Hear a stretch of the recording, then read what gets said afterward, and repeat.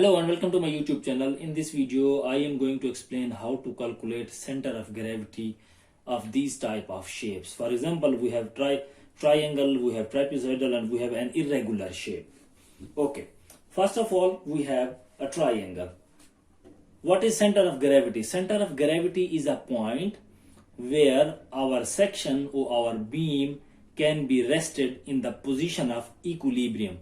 For example, this is our beam, okay? So if we have a support in the middle, it means we have a load, self-load of the beam, or maybe any UDL acting on the beam will be equal on both sides of our beam because our support is in the middle. So this point, this middle point for this beam is an equilibrium point or center of gravity of this beam.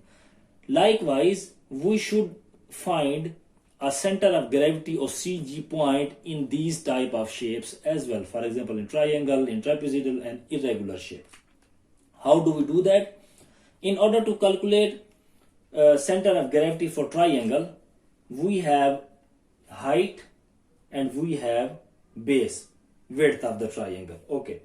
So in the triangle, our center of gravity always acts in the 1/3 point. For example, so this is x-axis, this is x-axis, you see, subscript is C, xc, it means center of gravity in the direction of x is going to be 1/3b. Why b? Because 1/3 of width or breadth.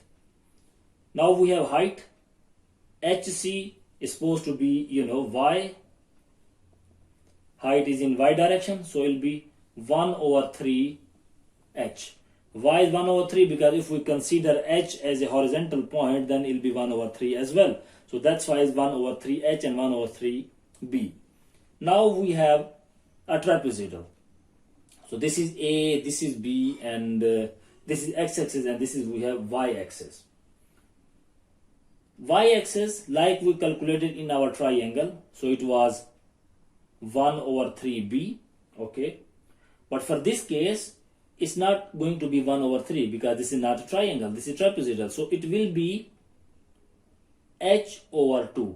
H is our height, so is height divided by 2 because it will be half of the height. When it comes to x direction, because we calculated before y direction, which is yc, okay. Now we have to calculate xc, okay. Xc is a little bit complicated, okay.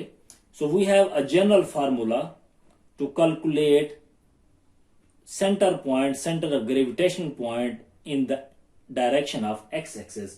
The formula will be b plus 2a divided by 3 into a plus b multiplied by h, okay. So this one will be xc. So for example, we have calculated in the direction of y, which was h/2. So this point is h/2, and this one is xc. So this is x-axis and this is y-axis. So let me write it properly. It is going to be h/2. So from bottom line towards y-axis it will be h/2.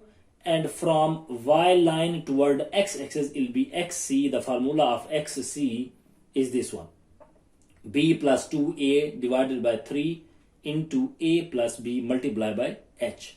Okay, so let's say if you have any values, you have value of a, b, anything, you just need to put the values in this formula and you will get center of gravity for trapezoid. Now come to an irregular shape. Okay, so this is our triangle, and this is trapezoidal, and this is our irregular shape. In order to calculate center of gravity in irregular shape, we don't have proper formula which we can just put in and use the numbers and we can get the formula, or maybe we can get the final answer. So in this case, what we do, we use manual techniques. How do we use our manual techniques? For example, we have a point, I mean longest point in our irregular shape, we use ruler, or maybe you can use by hand, it's okay.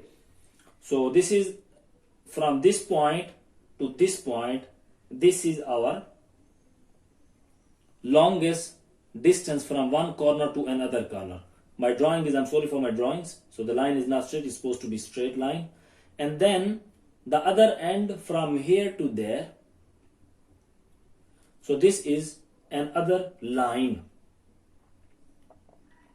in the direction here, okay. Where these two lines intersect, we get one point. So this point you have to visualize, you have to think about it, okay, where is my maximum distance from one corner to another corner? So you just draw that line from one corner to another line. So wherever your two lines get intersected, that point is your CG for an irregular shape. So I will say, okay, CG is equal to center point in the section, okay. So our section is an irregular section. I hope you have understood what I am trying to explain. That's it for today. Thank you for watching my video. Please don't forget to subscribe my channel.